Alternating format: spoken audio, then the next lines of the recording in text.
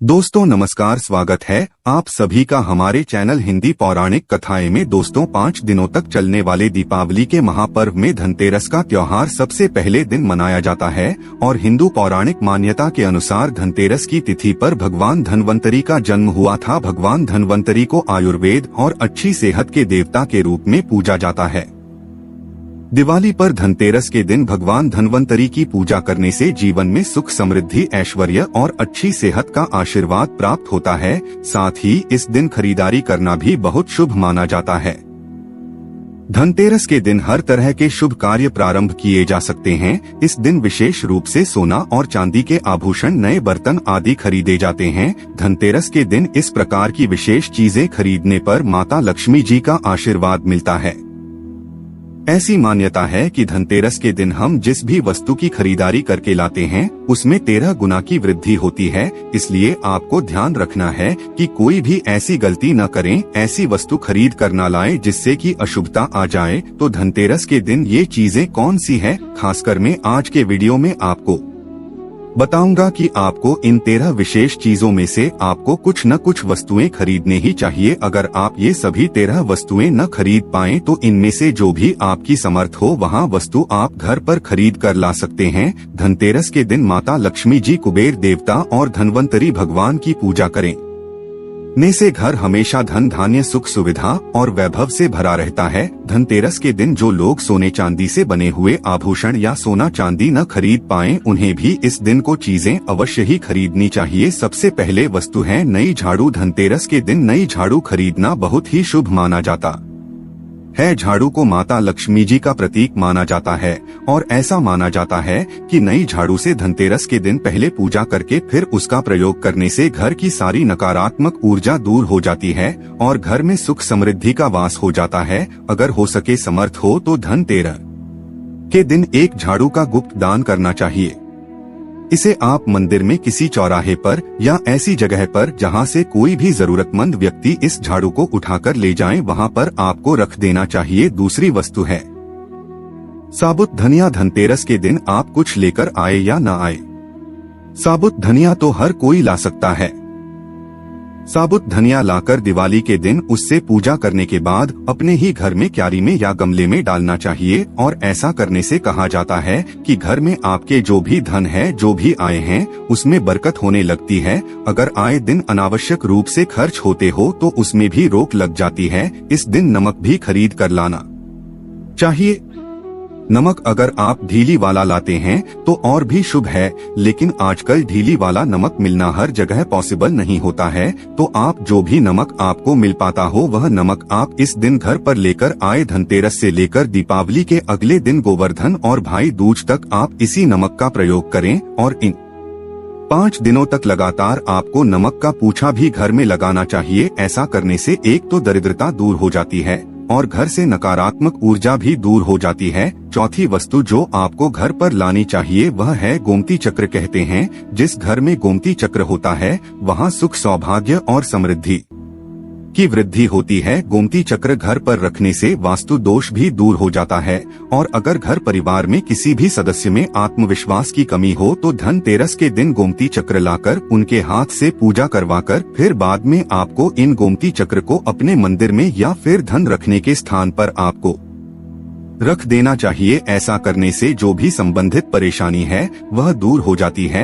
आपको ये सारी वस्तुएं मार्केट में पूजा वाली दुकान में बहुत आसानी से मिल जाएंगी। 5वीं वस्तु है कौड़ियाँ। कौड़ियाँ आपको सफेद, भूरी, पीलिया, चितकबरी मिल जाएगी, लेकिन आपको जो कोरियाई लानी है वो दिया तो सफेद लेकर आए या फिर पीले रंग की कौड़ी लेकर आए। कहते हैं जिस घर में कौड़ियाँ होती है वहाँ पर माता लक्ष्मी जी हमेशा वास करती है। कौड़ियाँ माता लक्ष्मी जी को आकर्षित करती है, इसलिए आज के दिन आप 5, 7, 11, 13 कौड़ियाँ लाकर आप चाहें तो धनतेरस की शाम को या फिर दीपावली की रात को इनकी पूजा करके रोली, अक्षत, कुमकुम अर्पित करके फिर एक लाल कपड़े में बांधकर आपको अपने घर में जहाँ पर भी आप ध्यान रखते हैं वहाँ रख देना चाहिए। हर साल आप इन्हीं पुरानी कौड़ियों की पूजा कर सकते हैं। हर साल आपको कौड़ियाँ खरीदने की आवश्यकता नहीं है। यदि आप नई कौड़ियाँ खरीदना ही चाहते हैं तो पुरानी कौड़ियों को आप जल में प्रवाहित कर दें। छठी वस्तु है श्री यंत्र। श्री यंत्र खरीदते समय देख लीजिएगा कि उस पर सभी चिन्ह, सभी जो भी निशान होते हैं वह अच्छे से अंकित होने चाहिए। श्री यंत्र जिस घर में होता है, नियमित रूप से श्री यंत्र की पूजा जिस घर में होती है, वहाँ पर भी कभी धन का अभाव नहीं रहता। श्री यंत्र की उत्पत्ति को लेकर धार्मिक पुराणों में उल्लेख मिलता है कि एक बार माता लक्ष्मी जी प्रसन्न होकर पृथ्वी से वैकुंठ लोक चली गई। माता के रुष्ट हो जाने से धरती पर बहुत सारी समस्याएं प्रकट हो गए। ब्राह्मण और महाजन बिना लक्ष्मी जी के निधन हो गई। तब ब्राह्मणों में श्रेष्ठ वशिष्ठ मुनि ने निश्चय किया कि मैं लक्ष्मी जी को प्रसन्न कर पृथ्वी पर वापस ले आऊंगा। जब मुनि वशिष्ठ बैकुंठ में जाकर महालक्ष्मी जी से मिले तो उन्हें पता चला कि माता लक्ष्मी जी तो अप्रसन्न है और वह किसी भी स्थिति में पृथ्वी पर आने को तैयार नहीं है।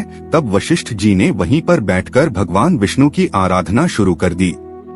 नारायण ने प्रसन्न होकर मुनि वशिष्ठ को अपने दर्शन दिए। वशिष्ठ जी ने श्री हरि विष्णु से कहा कि हम पृथ्वी पर बिना लक्ष्मी जी के बहुत दुखी हैं, हमारे सारे आश्रम उजड़ गए, धरती पर वैभव खत्म होने वाला है। यह सुनकर भगवान विष्णु वशिष्ठ मुनि को साथ लेकर माता लक्ष्मी जी के पास गए और उन्हें मनाने की कोशिश की, लेकिन फिर भी माता लक्ष्मी जी नहीं मानी। तब उन्होंने कहा कि मैं किसी भी स्थिति में पृथ्वी पर वापस जाने को तैयार नहीं हूँ। जब चारों दिशाओं में माता लक्ष्मी जी के पृथ्वी पर वापस न आने की बात फैल गई, तब देवताओं के गुरु बृहस्पति जी ने एक युक्ति सुझाई। उन्होंने कहा कि अब श्री यंत्र साधना ही एकमात्र उपाय बचा है जिससे माता लक्ष्मी जी को धरती पर आना ही पड़ेगा।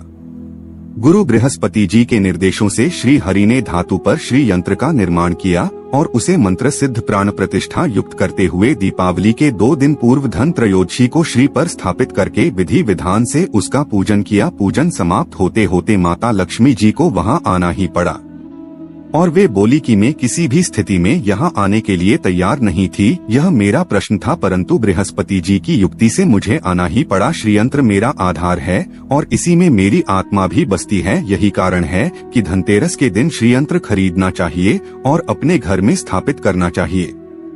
7वीं वस्तु है 7 मुखी रुद्राक्ष की माला या फिर 7 मुखी रुद्राक्ष। अगर आप धनतेरस के दिन 7 मुखी रुद्राक्ष को घर पर लाते हैं और फिर उसकी विधि विधान से पूजा करते हैं या भगवान शिव की पूजा में आप इस रुद्राक्ष को प्रयोग करते हैं, किसी भी मंत्र का जाप करते हैं, तो उससे भी आपके घर में कभी परेशानी नहीं आती, किसी प्रकार का कोई अकाल मृत्यु का भय नहीं रहता, क्योंकि दीपावली दीपों का त्योहार होता है और इस दिन अपने घर में अपनी सामर्थ्य के अनुसार दीपक जलाए जाते हैं। धनतेरस के दिन भी दीप जलाने चाहिए। अगर आप चाहते हैं आपके घर में साक्षात माता लक्ष्मी जी का वास सदा बना रहे, पूरे वर्ष पर आपके घर में धन की कोई कमी न रहे, आपको कभी कर्ज लेने की नौबत न आए, तो ऐसे में धनतेरस की शाम को आप 13 दीपक घर के अंदर और 13 दीपक घर के बाहर जलाइए। ऐसा करने से भी माता लक्ष्मी जी का आशीर्वाद प्राप्त होता है। और धनतेरस के दिन 8वीं जो वस्तु है वो आपको मिट्टी के दीपक जरूर खरीद कर लाने चाहिए। मिट्टी के दीपक आप अपनी समर्थ के अनुसार खरीद कर ला सकते हैं। अगर हो सके तो किसी जरूरतमंद को जहां पर धन का अभाव हो, ऐसे घर में आप मिट्टी के दीपक का तेल सहित और बाती सहित रोई सहित दान भी कर सकते हैं। 9वीं वस्तु जो आपको खरीद कर लानी चाहिए वह है लक्ष्मी जी और गणेश जी की मूर्ति। वैसे तो मिट्टी की मूर्ति ही घर पर लाना शुभ होता है, लेकिन यदि आप मिट्टी की मूर्ति न लाना चाहें तो धातु की मूर्ति जैसे कि आप चांदी की, सोने की या पीतल की मूर्ति भी घर पर ला सकते हैं।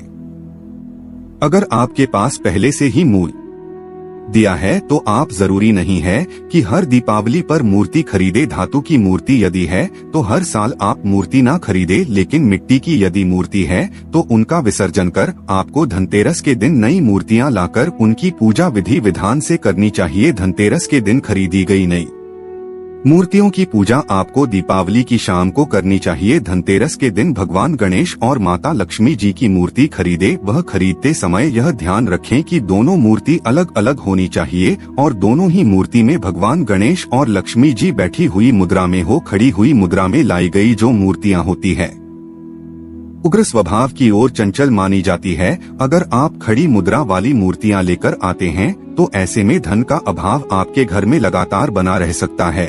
और आपको ध्यान रखना है कि जो मूर्तियां आप लेकर आए वो कहीं से भी खंडित न हो, टूटी भी ना हो। गणेश जी की प्रतिमा खरीदने समय ध्यान रखें कि जो सूर है बाईं तरफ मुड़ी है लेकिन में लोहे के बर्तन खरीदने से तो शनि दोष लगता है। शनि ग्रह से संबंधित परेशानियां आपके जीवन में, आपकी कुंडली में, घर परिवार में आ सकती है। और राहु केतु ग्रह भी पहलवान हो जाते हैं। 13वीं वस्तु है पूजा का सामान और धार्मिक पुस्तकें। अगर आप अब तक बताएं गई सभी बार ही वस्तुएं खरीदने में असमर्थ है, तो आज के दिन यदि आप अपने घर में पूजा से संबंधित कोई भी वस्तु खरीद कर लाते हैं, जैसे कि मिट्टी के दिए वगैरह कुछ भी लेकर आते हैं, तो उससे भी आपको धनतेरस के दिन की गई पूजा का पुण्य अवश्य ही प्राप्त होता है। अगर आपको पूजा से संबंधित कोई सामान लाना है, जैसे कि रोल, अक्षत, कुमकुम, कलावा या फिर कोई भी सामान, लौंग, इलायची, पान, सुपारी, बताशा, तो वह भी आप इस दिन खरीद कर ला सकते हैं। इसके अलावा आप धार्मिक पुस्तकों में, जैसे कि व्रत कथाएं हैं या फिर पूरे हफ्ते पढ़ने वाले जो भी व्रत त्योहार है, आरतियों की किताब है,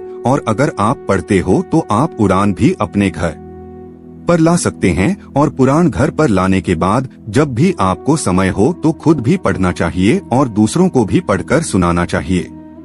यह सारी वस्तुएं यदि आप इनमें से कुछ भी या सारी वस्तुएं भी खरीद कर लाते हैं, तो उससे कहा जाता है कि आपके घर में पूरे वर्ष माता लक्ष्मी जी की कृपा बनी रहती है। घर में कभी भी आपको कर्ज लेने की स्थिति नहीं आएगी। आप जितना भी कमाएंगे उसमें आपको 13 गुना की वृद्धि मिलेगी। वीडियो में बताई जानकारी आपके जीवन में कल्याणकारी साबित जरूर होंगे, मंगलमय साबित जरूर होंगे। इस वीडियो को लाइक कर चैनल को सब्सक्राइब जरूर करना और इसे अपने दोस्तों यारों में आगे जरूर शेयर करना ताकि उन्हें भी जानकारी प्राप्त हो। धन्यवाद। नमस्कार।